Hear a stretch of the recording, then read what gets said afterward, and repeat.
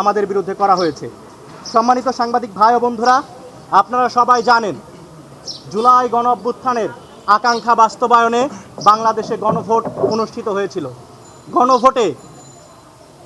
গণভোট সম্পর্কে মানুষের মাঝে জনসচেতনতা তৈরি এবং যাতে বাংলাদেশের মানুষ গণভোটে হ্যাঁয়ের পক্ষে থাকে সেই জন্য সরকারের পক্ষ থেকে এবং বিভিন্ন যে এনজিও প্রতিষ্ঠানগুলো রয়েছে তাদের পক্ষ থেকে বিভিন্ন ধরনের নানামুখী ক্যাম্পেইন পরিচালনা করা হয়েছিল এবং সে সময়ের অন্তর্বর্তীকালীন সরকার বিভিন্ন ব্যাংকের যে সিএচআর ফান্ডগুলো রয়েছে সেই ফান্ডগুলো গণভোটে হ্যাঁয়ের পক্ষে প্রচারণার জন্য তারা কিন্তু একটি বিধান যুক্ত করে দিয়েছিল। তো আমরা বৈষম্য বিরোধী ছাত্র আন্দোলন থেকে আমরা অভ্যুত্থানের প্ল্যাটফর্ম হিসেবে গণভোটে হ্যাঁয়ের পক্ষে প্রচারণা করা এবং হ্যাঁয়ের পক্ষে কার্যক্রম পরিচালনা করা এটি আমাদের নৈতিক দায়িত্ব এবং রাজনৈতিক গুরুদায়িত্ব বলে আমরা মনে করি। যার কারণে আমরা বিভিন্ন ব্যাংক সহ বিভিন্ন প্রতিষ্ঠানের সাথে যোগাযোগ করি এবং আমরা আমাদের গণভোটের কার্যক্রম কীভাবে পরিচালনা করব তার একটি সুনির্দিষ্ট রোডম্যাপ এবং কর্মপরিধি এবং আমরা কী কী কাজে তারা যদি আমাদেরকে সহযোগিতা করে অনুদান দেয় সেগুলো আমরা কোন কোন খাতে ব্যয় করব সেভাবে আমরা প্রপোজাল উপস্থাপন করি। বাংলাদেশ ব্যাংক আমাদের সেই প্রপোজালটি অ্যাকসেপ্ট করেন এবং আমাদেরকে তারা ফান্ডটি দিতে সম্মত হয়, কিন্তু সেই জায়গায় কিছু নিয়মতান্ত্রিক জটিলতা তৈরি হয়। বাংলাদেশ ব্যাংক কিংবা রাষ্ট্রীয় কোনো প্রতিষ্ঠান কোনো নন রেজিস্টার্ড সংগঠনকে অনুদান দিতে পারে না। বৈষম্য বিরোধী ছাত্র আন্দোলন যেহেতু অভ্যুত্থানের প্ল্যাটফর্ম, এই অভ্যুত্থানের প্ল্যাটফর্মের আমরা কোনো সরকারিকরণ কিংবা সরকারের কোনো রেজিস্ট্রি সেটি করতে চাইনি। অভ্যুত্থানের পর থেকেই অভ্যুত্থানের প্ল্যাটফর্ম হিসাবে, জনগণের প্ল্যাটফর্ম হিসাবে, বিপ্লবী ছাত্র জনতার প্ল্যাটফর্ম হিসাবে এই সংগঠন কার্যক্রম পরিচালনা করে আসছে। যার কারণে যাতে করে বাংলাদেশ ব্যাংক তাদের সেই অনুদানটি আমাদেরকে দিতে পারে এবং আমরা গণভোটের হ্যাঁয়ের ক্যাম্পেইন পরিচালনা করতে পারি সেই লক্ষ্যে আমাদের একটি ফাউন্ডেশনের প্রয়োজন হয়। যার কারণে আমরা একটি তৎক্ষণাৎ স্যাট ফাউন্ডেশন গঠন করি এবং স্যাট ফাউন্ডেশনের কার্যক্রমের জন্য আমরা সেটি কর্তৃপক্ষ নিকট জমা দিই। এরপরই স্যাট ফাউন্ডেশনের রেজিস্ট্রেশন দেওয়া হয়। ততক্ষণে অনেক দেরি হয়ে গিয়েছিল।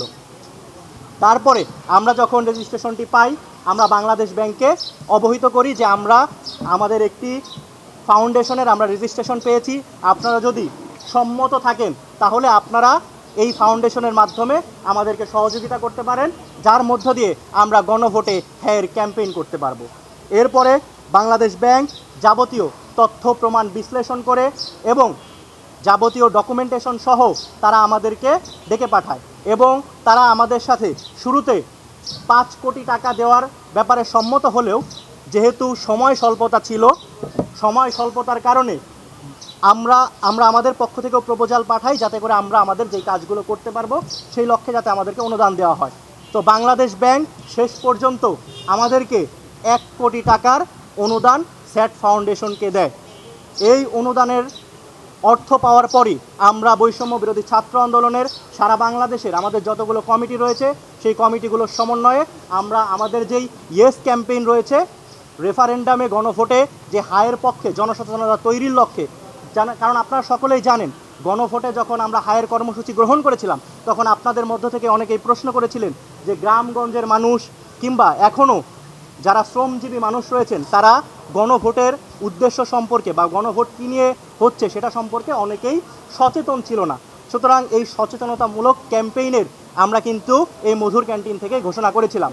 আমরা আমাদের এই গণভোটের ক্যাম্পেইনে কয়েকটি ভাগে ভাগ করেছিলাম, যেটার মধ্যে আমাদের ইয়েস র্যালি ছিল, আমাদের ক্যারাভেন ছিল, আমাদের ইয়েস গেট ছিল, এছাড়াও আমাদের ডোর টু ডোর আমরা ক্যাম্পেইন করেছিলাম, আমরা পোস্টারিং করেছি এবং লিফলেট করেছি এবং এছাড়াও অনলাইনে আমরা আমাদের এঙ্গেজমেন্ট বৃদ্ধি করার লক্ষ্যে অনলাইনে সচেতনতামূলক ক্যাম্পেইন, কনসাসনেস ক্যাম্পেইন আমরা পরিচালনা করেছি। এখন আমাদের বিরুদ্ধে যে অভিযোগটি দেওয়া হয়েছে সেটি কোনো তথ্য প্রমাণ ছাড়াই কোটি টাকা আত্মসাতের এক ধরনের হেডলাইন দিলে, আমাদের বিরুদ্ধে যদি হেডলাইন দেওয়া হয় সেটা আসলেই অনেক ধরনের হাইপ তৈরি করে এবং মানুষের মধ্যে কোনো প্রকার আমরা তথ্য প্রমাণ বিশ্লেষণ ছাড়াই দেখা যায় যে কি আমরা ফটোকার্ডটি দেখে অনেক সময় আমরা জাজমেন্টে চলে যাই যে আসলেই কি তারা আত্মসাৎ করেছে কিনা। এই ধরনের একটা প্রবণতা আমাদের মাঝে তৈরি হয়েছে। সুতরাং আমরা এই বিষয়টি আমাদের সমস্ত টাকার হিসাব আমাদের কাছে রয়েছে। আমরা সম্পূর্ণ আমাদের ক্যাম্পেইনের খরচ করার পরে আমরা বাংলাদেশ ব্যাংকের অডিট ফার্ম দিয়ে আমরা আমাদের পুরো কার্যক্রমের অডিট পরিচালনা করেছি এবং সেই অডিটটি আমরা বাংলাদেশ ব্যাংকে পৌঁছে উপস্থাপন করেছি এবং তারা সেটি অ্যাকসেপ্টও করেছে। সুতরাং এইখানে যদি অর্থ তসরুফের কোনো ব্যাপার থাকতো তাহলে তো বাংলাদেশ ব্যাংক এতদিন চুপ করে বসে থাকতো না, তাই না? সুতরাং অডিট রিপোর্ট জমা দেওয়ার পরেও কোনো তথ্য প্রমাণ ছাড়াই আমাদের বিরুদ্ধে উদ্দেশ্য প্রণোদিত হয়ে যেই মিথ্যা অভিযোগ আনা হলো, সে আমরা মনে করছি যে এই মিথ্যা অভিযোগের ব্যাপারে জাতির সামনে স্পষ্ট করা প্রয়োজন। আমরা আপনাদের মাধ্যমে গোটা জাতির সামনে এই বিষয়টি সুস্পষ্ট করতে চাই। আশা করি আপনারা আমাদেরকে সেই সহযোগিতাটা করবেন। আমাদের ইয়েস র্যালির জন্য আমাদের প্রত্যেকটি বিভাগে আপনারা দেখেছেন যে ইয়েস র্যালি হয়েছে, প্রত্যেকটি জেলাতে র্যালি হয়েছে এবং ডোর টু ডোর ক্যাম্পেইন হয়েছে। সেই লক্ষ্যে আমরা মোট 38টি জেলা এবং মহানগরে আমরা আমাদের আর্থিক যে অনুদানটা পেয়েছিলাম সেই জায়গা থেকে আমরা তাদেরকে সহযোগিতা করেছি। আপনারা সকলেই জানেন রাজনৈতিক কোনো ক্যাম্পেইন কিংবা সোশ্যাল ক্যাম্পেইন করতে গেলে সেইখানে আসলে অবশ্যই টাকার প্রয়োজন হয় কিংবা একটা বেসিক অ্যামাউন্টের প্রয়োজন হয়, সেটি ছাড়া কখনোই কোনো ক্যাম্পেইন করাটা সম্ভব নয়। তো সেই জায়গা থেকে আমরা আমাদের সর্বোচ্চটা দিয়ে যত কম খরচে পারা যায় সেই আমরা চেষ্টাটি করেছি। 38টি জেলা এবং মহানগর সহ প্রাইভেট বিশ্ববিদ্যালয়েও আমরা অনুদান দিয়েছি। আমরা কক্সবাজারে 35,000 টাকা দিয়েছি, বান্দরবনে 25,000, চট্টগ্রাম জেলা কমিটি এবং চট্টগ্রামে 16টি উপজেলায় যাতে করে তারা যেতে পারে, তারা সেইখানে পিক আপ ভাড়া করে নিয়ে প্রত্যেকটি উপজেলাতে তারা গিয়েছে। প্রত্যেকটি উপজেলায় গিয়ে সেখানে তারা কনসাসনেস ক্যাম্পেইন করেছে এবং তারা বিভাগীয় যে র্যালিটি হয়েছে সেই লক্ষ্যে আমরা তাদেরকে 2 লক্ষ টাকা দিয়েছি। এবং চট্টগ্রাম প্রাইভেট বিশ্ববিদ্যালয় রয়েছে, আপনারা সকলে জানেন চট্টগ্রামে বেশ কিছু প্রাইভেট বিশ্ববিদ্যালয় রয়েছে। তো প্রাইভেট বিশ্ববিদ্যালয়গুলোতে যাতে শিক্ষার্থীদের মধ্যে সচেতনতামূলক করা যায় এবং প্রাইভেট বিশ্ববিদ্যালয় আশেপাশে যাতে গণভোটে হ্যাঁয়ের পক্ষে ক্যাম্পেইন পরিচালনা করা যায় সেই লক্ষ্যে আমরা তাদেরকে 50,000 টাকা দিয়েছিলাম। এছাড়া বরিশালে আমরা 40,000 টাকা দিয়েছি, বরিশাল বিশ্ববিদ্যালয়ে 20,000 টাকা দিয়েছি, ভোলাতে আমরা 45,000 টাকা দিয়েছি, বরগুনাতে 25,000 টাকা দিয়েছি, ময়মনসিংহে আমরা 90,000 টাকা দিয়েছি, ময়মনসিংহ মহানগরে, নেত্রকোনা জেলাতে আমরা 60,000 টাকা দিয়েছি, ময়মনসিংহ জেলাতে 80,000 টাকা দিয়েছি, শেরপুর জেলাতে 70,000 টাকা দিয়েছি। এইভাবে আমরা 38টি জেলা এবং মহানগরে আমরা আমাদের যেই অনুদান রয়েছিল সেই অনুদানগুলো আমরা দিয়েছিলাম।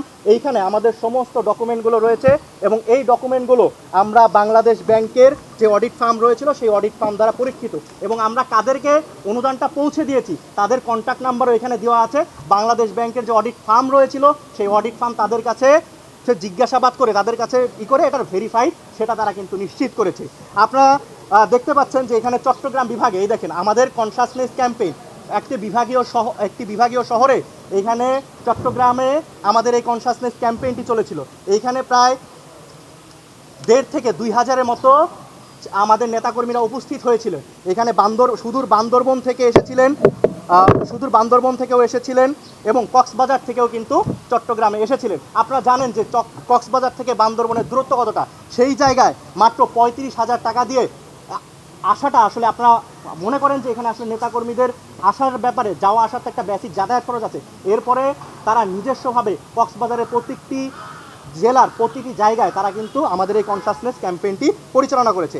এছাড়া ময়মনসিংহ বিভাগেও দেখেন, ময়মনসিংহ বিভাগে আমরা যেই টাকা দিয়েছিলাম সেই অনুদান থেকে আমরা বাংলাদেশ ব্যাংকের অনুদানের সম্পূর্ণ স্বচ্ছ ব্যবহার কিন্তু আমরা সেখানে নিশ্চিত করেছি।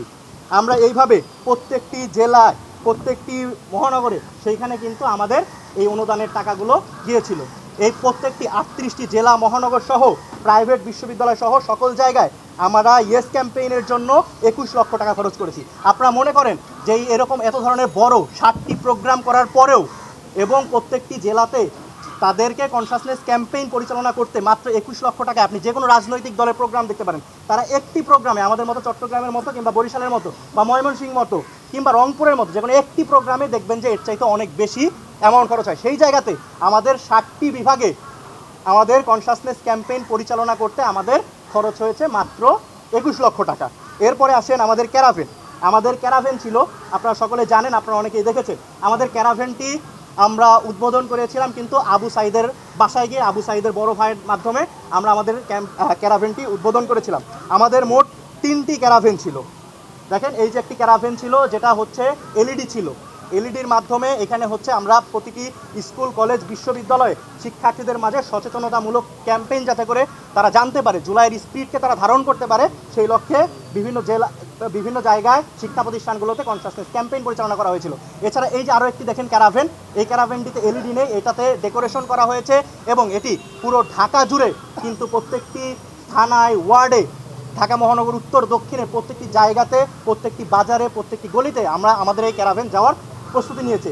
আর যেই ক্যারাভেনটি ছিল এটি প্রায় 4200 কিলোমিটারের অধিক, বাংলাদেশে আমরা স্পষ্ট করতে চাই 4200 কিলোমিটারের বেশি এই ক্যারাভেনটি ভ্রমণ করেছে। এটি পুরো 7টি বিভাগে, শুরুতে ঢাকা থেকে রংপুর গিয়েছে, রংপুর থেকে বগুড়াতে, বগুড়া থেকে রাজশাহীতে, রাজশাহী থেকে খুলনায়, খুলনা থেকে শুরু করে এক রাতে বরিশাল, বরিশাল থেকে আমরা রাতের বেলায় রওনা দিয়ে পুরো সারা রাত জার্নি করে কিন্তু ময়মনসিংহে গিয়ে সেটি পৌঁছেছে।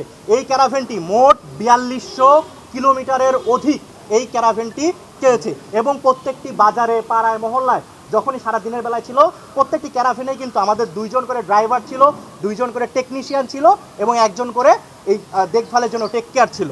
সুতরাং এই ক্যারাভেনটি কখনো, এবং আমাদের নেতাকর্মীরা সবসময় ক্যারাভেনের সাথেই ছিল, পার্ট বাই পার্ট তারা কিন্তু এই ক্যারাভেনের সাথেই যুক্ত ছিল সবসময়। সুতরাং এই ক্যারাভেনটি সবসময় চলতি অবস্থায় ছিল এবং জনগণের মাঝে জুলাইয়ের যে সকল ডকুমেন্টারি আছে, গণভোটের পক্ষে সচেতনতামূলক ক্যাম্পেইন এবং গণভোটে হ্যাঁ দিলে বাংলাদেশের মানুষ কী কী সংস্কার পাবে, সেই সমস্ত কিছু এই ক্যারাভেনের মাধ্যমে করা হয়েছিল।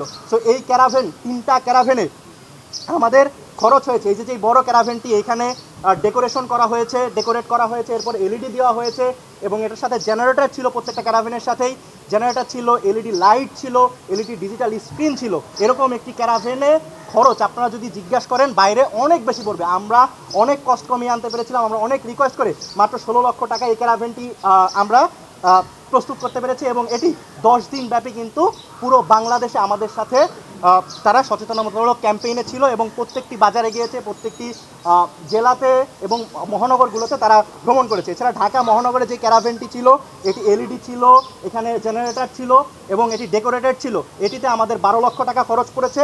এবং আরেকটি যে ক্যারাভেন ছিল যেটাতে এলইডি স্ক্রিন ছিল এবং যেটি বিভিন্ন শিক্ষা প্রতিষ্ঠানগুলোতে গিয়েছে, সেখানে আমাদের 7 লক্ষ টাকা খরচ হয়েছে। আপনারা যদি দেখতে চান তাহলে আমাদের এইখানে সম্পূর্ণরূপে আমাদের এইখানে যেই কোম্পানি থেকে আমরা ক্যারাভেনটি নিয়েছিলাম সেই কোম্পানির সম্পূর্ণ ডিটেলস এইখানের মধ্যে আমাদের সেই কোম্পানি থেকে ভাউচার নেওয়া আছে এবং এটি বাংলাদেশ ব্যাংকের প্রক্রিউরমেন্ট অনুযায়ী কিন্তু আমরা সমস্ত কিছু বাস্তবায়ন করেছি এবং সেই ডকুমেন্টসও আমাদের কাছে রয়েছে। যদি কোনো তদন্ত সংস্থা যে কোনো সময় আমাদের ব্যাপারে তদন্ত করতে চায়, আমরা সবসময় স্বাচ্ছন্দ্যে, খুবই আগ্রহের সহিত আমরা জানা।